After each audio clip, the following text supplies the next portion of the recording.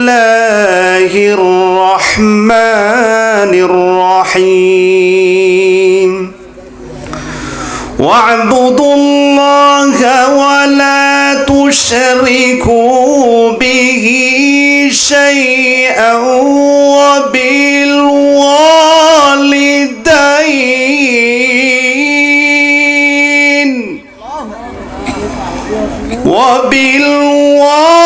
وبالوالدين إحسانا وبذي القربى واليتامى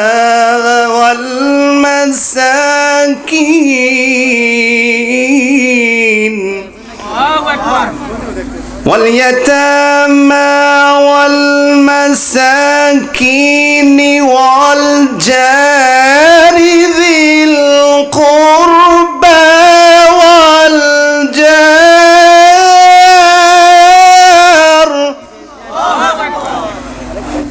والجار ذي القربى والجار الجنب والصاحب بالجنب وابن السبيل وما ملكت أيمانكم إن الله لا يحب من كان إن الله لا يحب من كان مختالا فخورا. وعن ابن عمر رضي الله تعالى عنهما قال رسول الله صلى الله عليه وسلم لا يزال جبريل ما زال جبريل يوصيني بالجار حتى ظننت أنه سيورثه. رواه البخاري أو كما قال النبي عليه الصلاة والسلام. سبحانك لا علم لنا إلا ما علمتنا إنك أنت العليم الحكيم. رب اشرح لي صدري ويسر لي أمري واحلل عقدة من لساني يفقه قولي.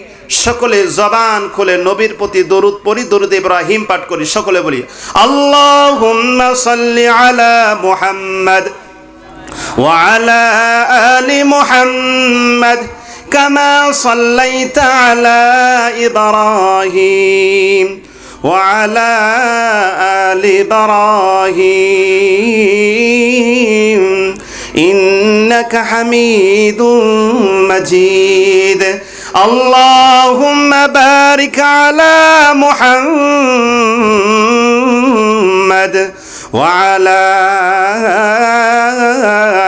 آل محمد كما باركت على إبراهيم وعلى آل إبراهيم إنك حميد مجيد।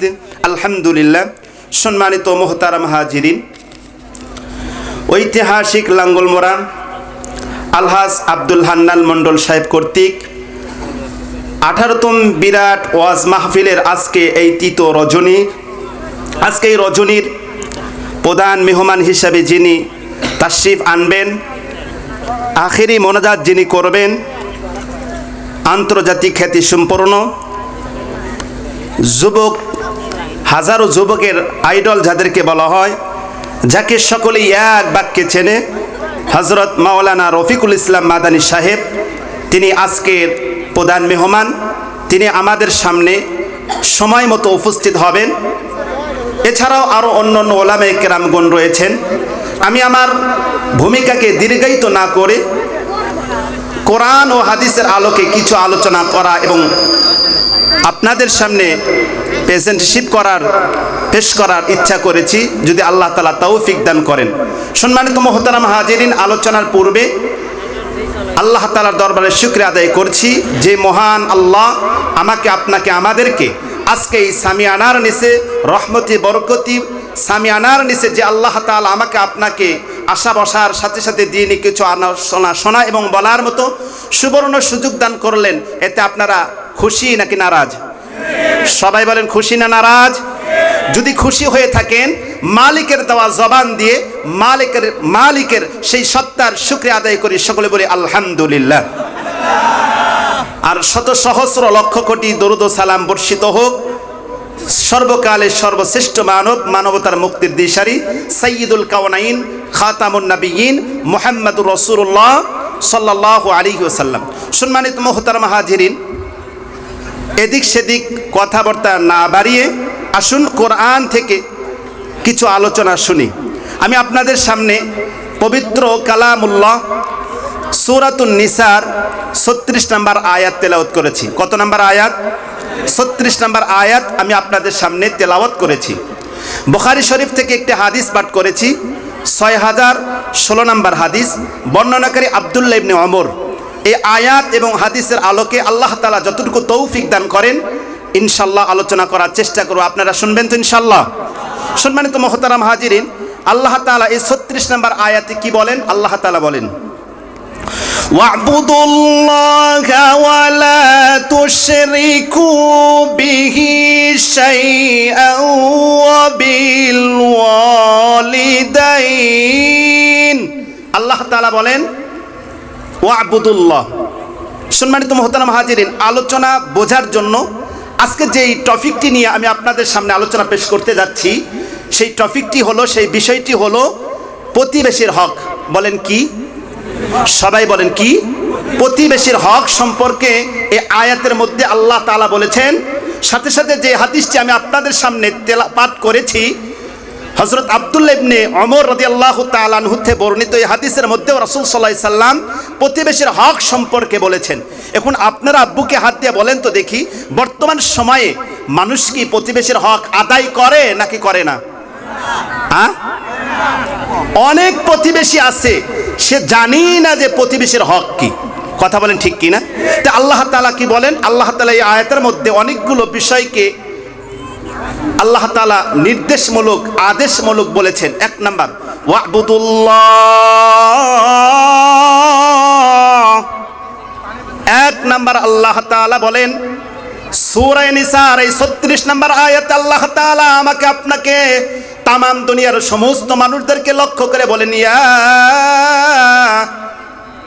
ইনসান ওয়া'বুদুল্লাহ ওয়া লা তুশরিকু বিহি শাইআ। আল্লাহ তাআলা বলেন ওয়া'বুদুল্লাহ, তোমরা আল্লাহর ইবাদত করো। আমরা ইবাদত করব কার? সবাই বলেন কার? আল্লাহ তাআলা বলেন ওয়া'বুদুল্লাহ, তোমরা আল্লাহর ইবাদত করো। ওয়া লা তুশরিকু বিহি শাইআ, তার সাথে কাউকে শরীক করো না। তার সাথে কি করো না? তার সাথে কাউকে শরীক করো না। আল্লাহ তাআলা বলেন ওয়া লা তুশরিকু বিহি শাইআ, তার সাথে কাউকে শরীক করো না। এই আয়াতের এক নাম্বার নির্দেশনা, এক নাম্বার ফরমান আল্লাহ তাআলা তামাম দুনিয়ার সমস্ত মুসলমানদেরকে ইন্ডিকেট করে বলছেন, হে দুনিয়ার মানুষ, ওয়া'বুদুল্লাহ ওয়া লা তুশরিকু বিহি শাইআ, তোমরা মালিকের ইবাদত করো, মালিকের দাসত্ব করো, মালিকের আরাধনা করো। মালিক ছাড়া কারুর নিচে, কারুর পায়ের নিচে মাথা নত করতে পারে না। কথা বলেন ঠিক কি না? এক নাম্বার নির্দেশ আল্লাহ তাআলা বলেন ওয়া'বুদুল্লাহ ওয়া লা তুশরিকু বিহি শাইআ। দুই নাম্বার আল্লাহ তাআলা বলেন ওয়াবিল ওয়ালিদাইনি ইহসানা। আল্লাহ তাআলা বলেন আমি আল্লাহ তাআলা তোমাদেরকে নির্দেশনা দিচ্ছি,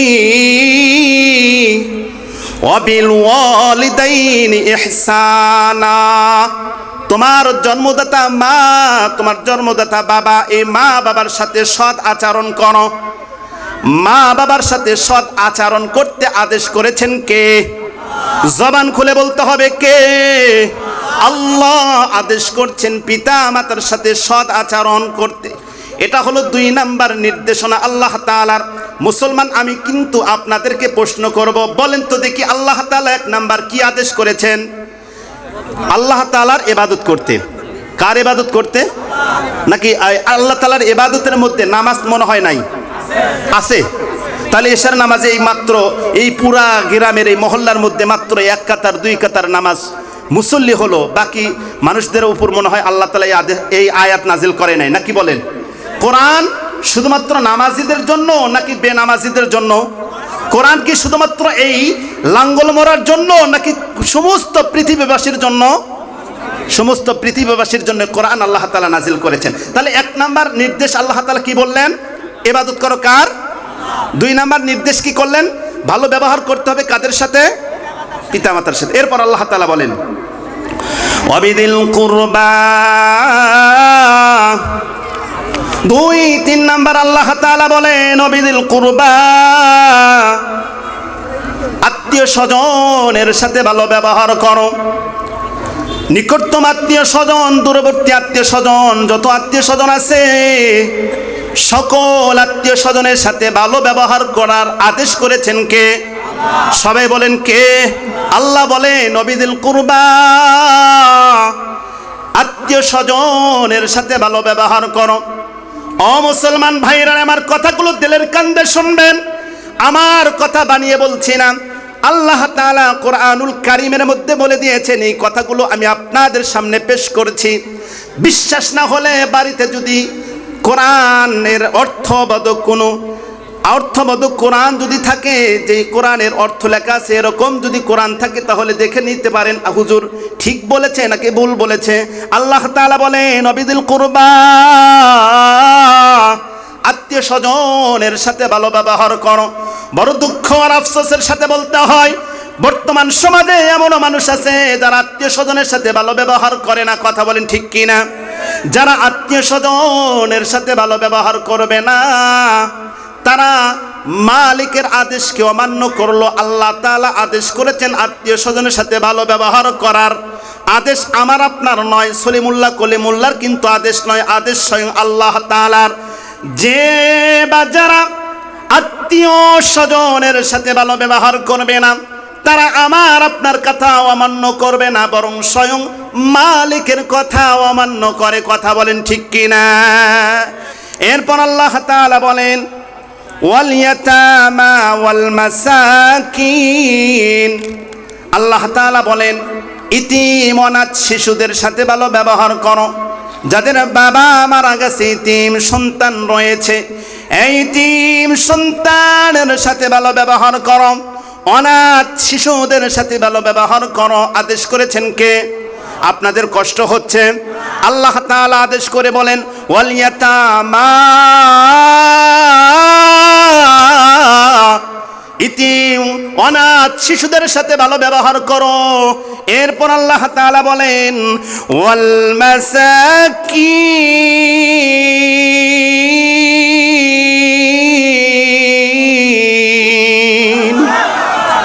মিসকিন, গরিব অসহায় মিসকিন ব্যক্তিদের সাথে ভালো ব্যবহার করো।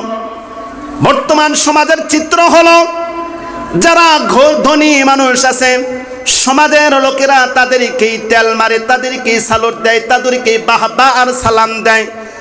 ওই কুড়েগারা থাকে, ওই গরিব যে কুড়ে ঘরে বসবাস করে, ওই গরিবদেরকে সালাম দেয় নাই, সম্মান করে না। কথা বলেন ঠিক কিনা?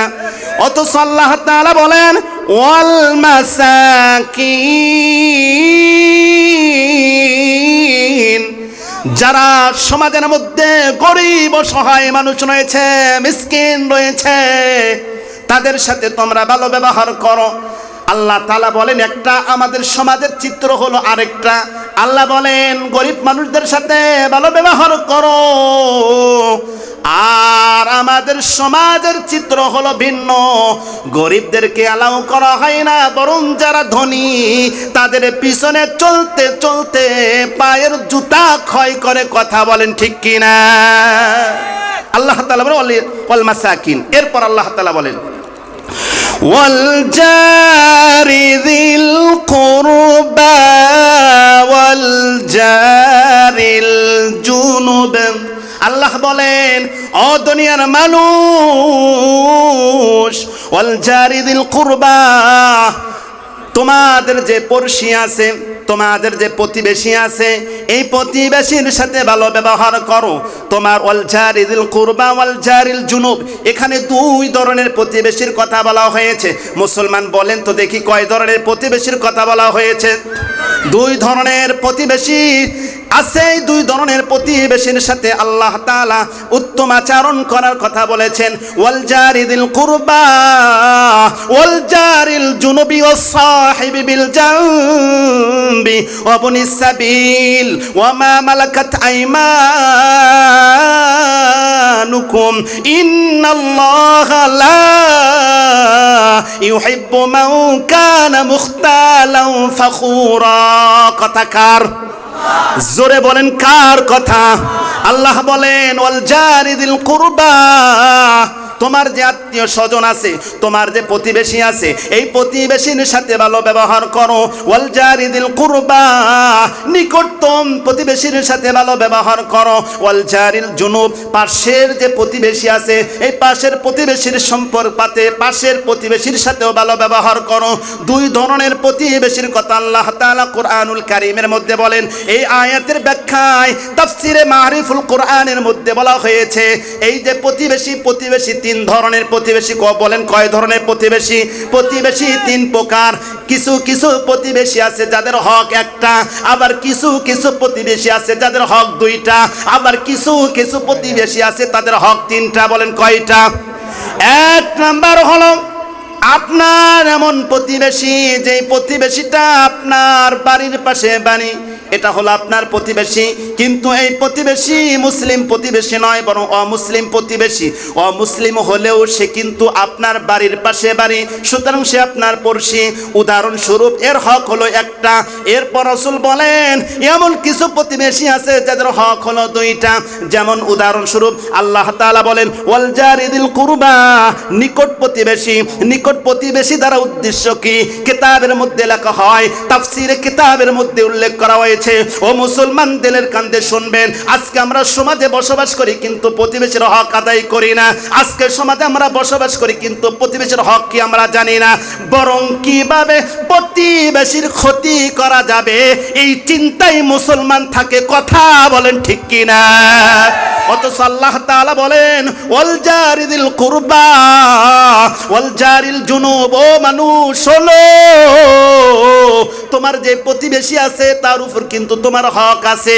কি হক? কি হক? আল্লাহ রাসূল সাল্লাল্লাহু আলাইহি ওয়াসাল্লাম হাদিসের মধ্যে বলেন প্রতিবেশীর সাথে ভালো ব্যবহার করতে হবে, প্রতিবেশীর সাথে উত্তম আচরণ করতে হবে। যে হাদিসটি আমি আপনাদের সামনে বুখারী শরীফ থেকে আমি তেলাওয়াত করেছি, পাঠ করেছি, বর্ণনাকারী হযরত আব্দুল্লাহ ইবনে ওমর রাদিয়াল্লাহু তাআলা আনহু, তিনি বলেন ওয়ান ইবনে ওমর রাদিয়াল্লাহু তাআলা আনহুমা قال قال رسول الله صلى الله عليه وسلم ما زال جبريل يوصيني بالجار। বলেন আল্লাহু আকবার। নবীজির সাহাবী হযরত আব্দুল্লাহ ইবনে ওমর রাদিয়াল্লাহু তাআলা আনহু তিনি বর্ণনা করেন রাসূল সাল্লাল্লাহু আলাইহি ওয়াসাল্লাম একদা বললেন, আমার সাহাবীরা শোনো, তোমার পাশের বাড়ি যে আছে তার হক কিন্তু অবশ্যই অবশ্যই আদায় করতে হবে। কারণ প্রতিবেশীর হক আদায় করার জন্য আদেশ করেছেন কে?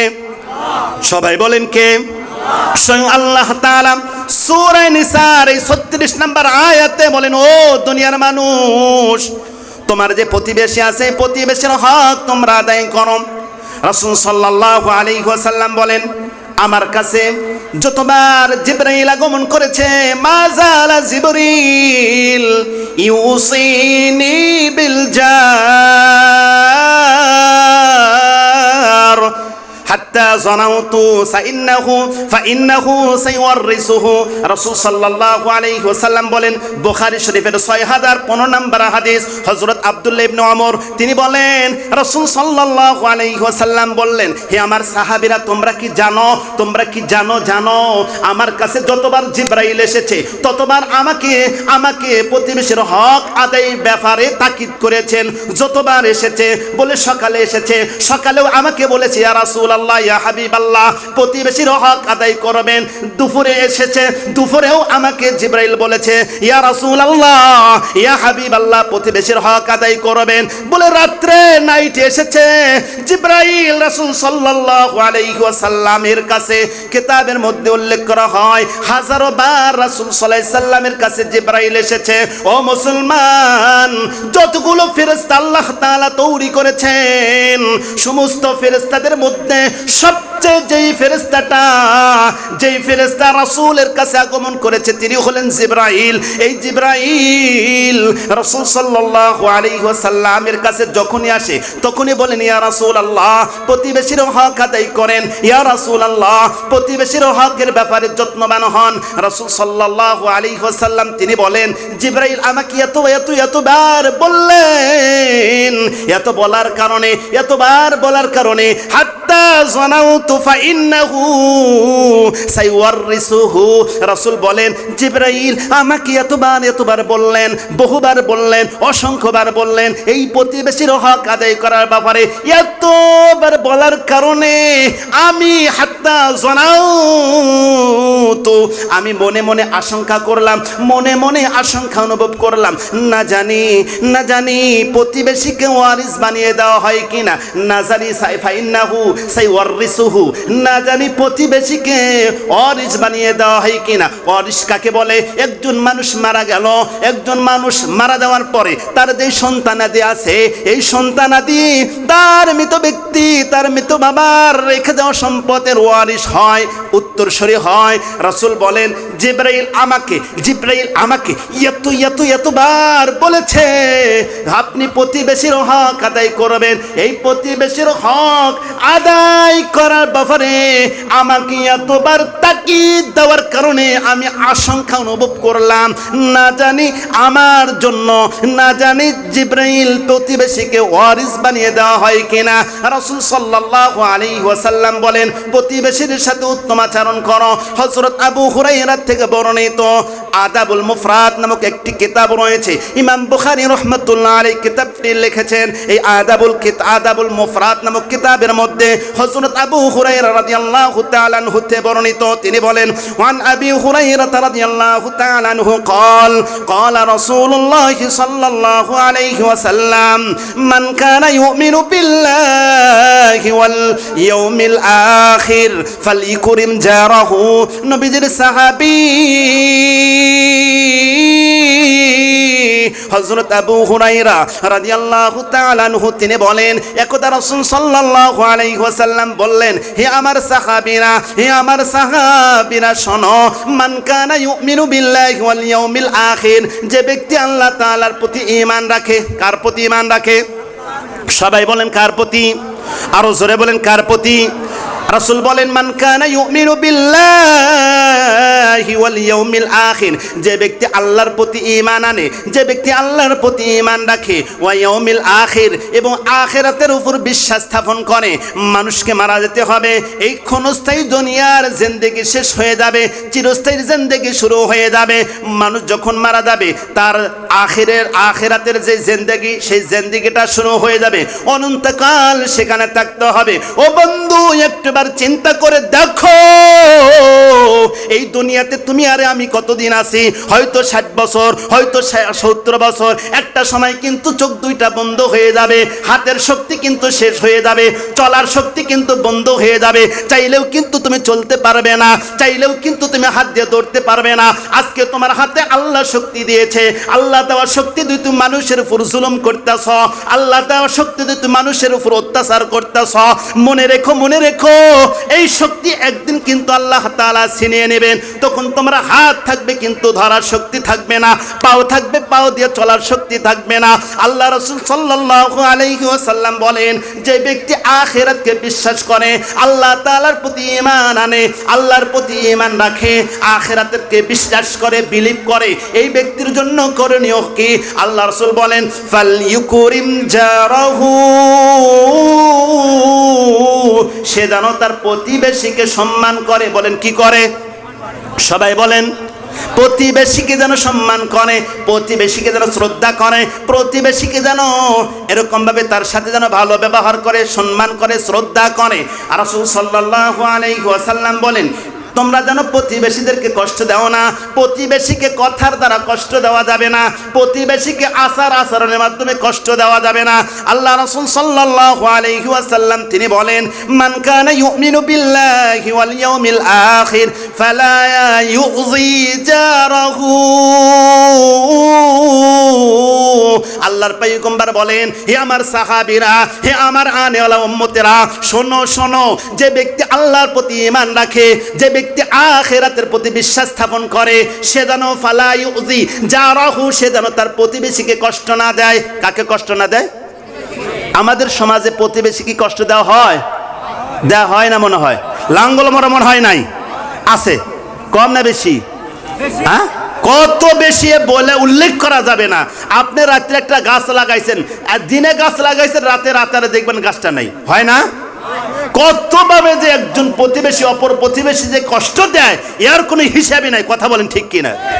রাসূল সাল্লাল্লাহু আলাইহি ওয়াসাল্লাম তিনি বলেন, যে ব্যক্তি আখিরাতকে বিশ্বাস করে, যে ব্যক্তি আল্লাহর প্রতি ঈমান রাখে, ফালা ইউযি জারাহু, সে যেন প্রতিবেশীকে কষ্ট না দেয়, সে যেন প্রতিবেশীকে কষ্ট না দেয়। কারণ যে ব্যক্তি প্রতিবেশীকে কষ্ট দেয়, সে মুমিন থাকে না। কি থাকে না বলেন? জোরে বলেন, কি থাকে না? মুমিন থাকে না।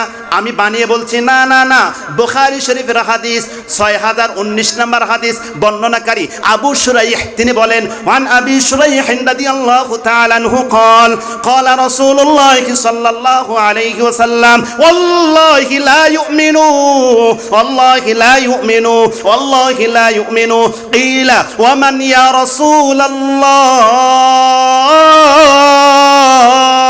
قال الذي لا يؤمن جاره بوائقه।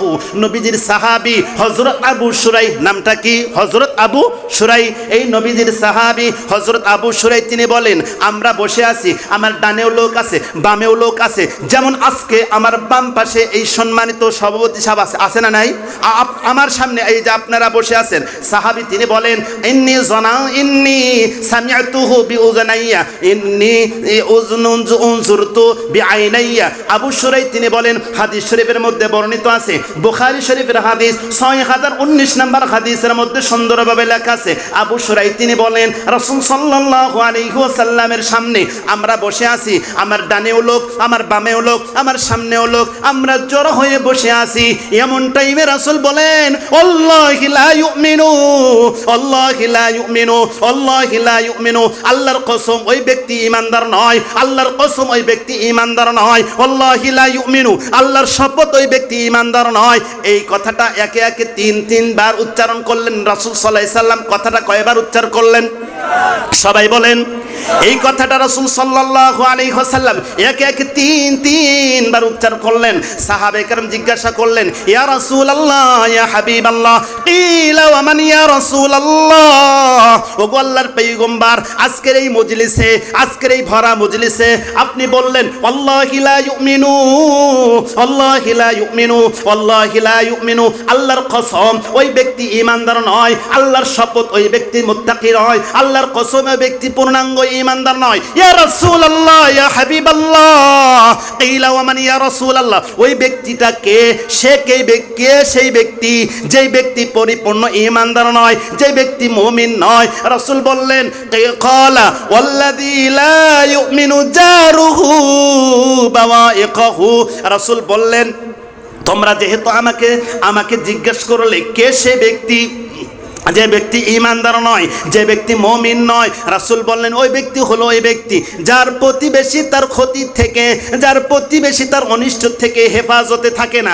দিনের বেলা কত কষ্ট করে গাছ লাগাইলো, দিনের বেলা কত কষ্ট করে এরকমভাবে বাউন্ডারি দিল, দিনের বেলা কত কষ্ট করে এই আসবাবপত্রগুলো সংরক্ষণ রাখার জন্য বেড়া দিল, রাতের বেলা নাই, হয় কিনা বলেন? এটা কি উপকার করলো? না না, উপকার করছে। আপনারা যেভাবে কথা বলতেছেন মনে হয় উপকার করছে। এই প্রতিবেশী তার প্রতিবেশী থেকে কি ক্ষতির থেকে হেফাজতে থাকলো না ক্ষতির সম্মুখীন হলো? রাসূল বলেন, ওয়াল্লাযী লা ইউমিনু জারুহু বাওয়াইকাহু, যেই প্রতিবেশী তার প্রতিবেশীর ক্ষতির থেকে অনিষ্টের থেকে নিরাপদ থাকে না, সে মুমিন হতে পারে না, সে মুত্তাকি হতে পারে না, সে নামাজিওয়ালা হতে পারে, মানুষের সামনে হাজি গাজি হতে পারে, প্রথম কাতারের মুসল্লি হতে পারে, বড় বড় দাড়িওয়ালা হতে পারে, লম্বা লম্বা জুম্বাওয়ালাও হতে পারে, কিন্তু তার প্রতিবেশী তার ক্ষতির থেকে যদি হেফাজত না রাখে, সে মানুষের সামনে মুসল্লি হতে পারে কিন্তু আল্লাহর দরবারে সে মুমিন নয়। কথা বলেন ঠিক কি না?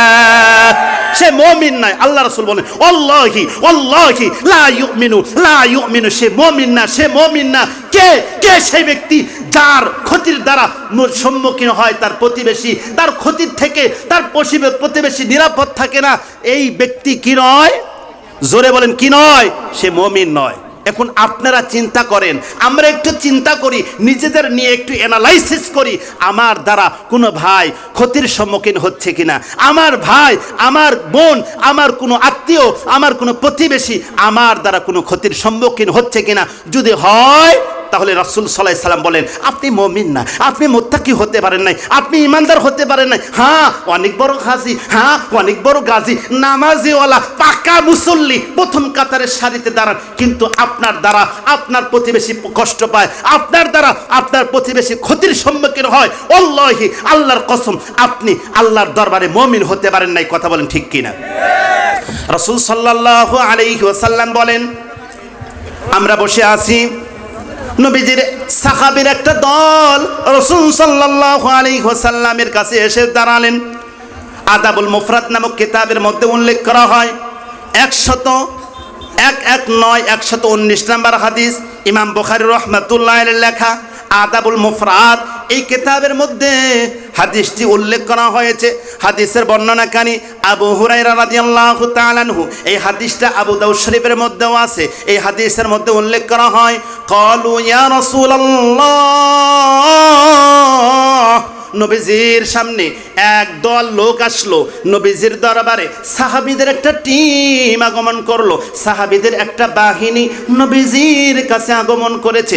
এসে বলেন ইয়া রাসূলুল্লাহ ইয়া হাবিবাল্লাহ ইন্না ফুলানাতা, ওই যে অমুক মহিলা, ওই যে অমুক পাড়ার মহিলা, ওই যে অমুক মহল্লার মহিলা, বলে কি হয়েছে? ইন্না ফুলানাতা তাসুমুন নাহার ওয়া তাকুমুল লাইল, ওই ব্যক্তিরা, ওই সাহাবীরা এসে বললেন ইয়া রাসূলুল্লাহ ইয়া হাবিবাল্লাহ আপনাদের কষ্ট হচ্ছে? জোরে বলেন কষ্ট হচ্ছে? রাসূল সাল্লাল্লাহু আলাইহি ওয়াসাল্লামের দরবারে এসে সাহাবীরা বললেন ইয়া রাসূলুল্লাহ ইয়া হাবিবাল্লাহ ইন্না ফুলানাতা তাসুমুন নাহার ওয়া তাকুমুল লাইল। ওগো নবীজি আপনি শুনেছেন নাকি, আপনি জেনেছেন নাকি? বলে কি হয়েছে, কি হয়েছে? বলে অমুক মহল্লার অমুক একজন মহিলা আছে, তার ব্যাপারে অনেক কথা শোনা যায়। কি শোনা যায়? তাসুমুন নাহার, দিনভর রোজা রাখে। কি রাখে? জোরে বলেন কি রাখে? দিনভর রোজা রাখে। আর কি করে? ওয়া তাকুমুল লাইল, রাত ভর নফল রোজা রাখে, দিন ভর রোজা রাখে, রাত ভর নফল নামাজ পড়ে, দিনে ইবাদত করে, রোজা রাখে, রাত্রে ইবাদত করে, নামাজ পড়ে, এইভাবে কাটা যায়। আর কি করে? বলে ওয়া তাসাদ্দাকু, দান সদকা করে। আর কি করে? ওয়া তাফআলু, বলে আরো ভালো ভালো কাজ করে। আর কি করে? বলে তুযি বিজিরানিহা বিলিসানিহা, বলে আরেকটা কাজ করে। কি কাজ? বলে তার জবান দিয়ে তার প্রতিবেশীকে কষ্ট দেয়। কি দেয়? বলেন কি দেয়? কষ্ট দেয়। এই মহিলা দিনে কি রাখে? রোজা রাখে, রাত্রে কি করে? নামাজ পড়ে। তাসুমুন নাহার, দিনে রোজা রাখে, ওয়া তাকুমুল লাইল, রাত্রি ইবাদত করে, নফল নামাজ পড়ে, ওয়া তাসাদ্দাকু, দান সদকা করে, ওয়া তাফআলু, ভালো কাজ করে। মাগার কি করে? ওয়া তুযি জিরানাহা, সে তার প্রতিবেশীকে কষ্ট দেয়। কিসের মাধ্যমে? বিলিসানিহা, জবানের দ্বারা। অনেক মহিলা আছে না, জবানটা খুব খারাপ, নাই ভাই নাই? রাসূল সাল্লাল্লাহু আলাইহি ওয়াসাল্লাম বললেন এই মহিলার ব্যাপারে তোমরা কি জানতে চাও? সাহাবীরা বললেন ইয়া রাসূলুল্লাহ, এই মহিলার ব্যাপারে আমরা আপনার কাছে জানতে চাই। মহিলাটি অনেক ইবাদত করে, দিনের বেলা রোজা রাখে, রাত্রে বেলা নফল সালাত আদায় করে, আবার দান সদকা করে, ভালো ভালো কাজ করে। আপনি এই মহিলার ব্যাপারে কি বলেন? রাসূল বলেন তার মধ্যে একটা খারাপ অভ্যাস। কি অভ্যাস? বলে অতুজি জিরানাহা, সে তার প্রতিবেশীকে কষ্ট দেয়, তার জবান জবান দ্বারা, তার আচার আচরণ দ্বারা। ও বন্ধু, বর্তমান সমাজেও কিন্তু এমন মানুষ আছে যে মানুষ তার প্রতিবেশীকে কষ্ট দেয়, দেয় কিনা বলেন? হাতের দ্বারা কষ্ট দেয়, জবান দ্বারা কষ্ট দেয়। রাসূল বললেন হিয়া ফিন্নার, এই মহিলার ঠিকানা হলো জাহান্নাম। বলে নাউজুবিল্লাহ। এই মহিলার ঠিকানা কই? এই মহিলার ঠিকানা হলো জাহান্নাম।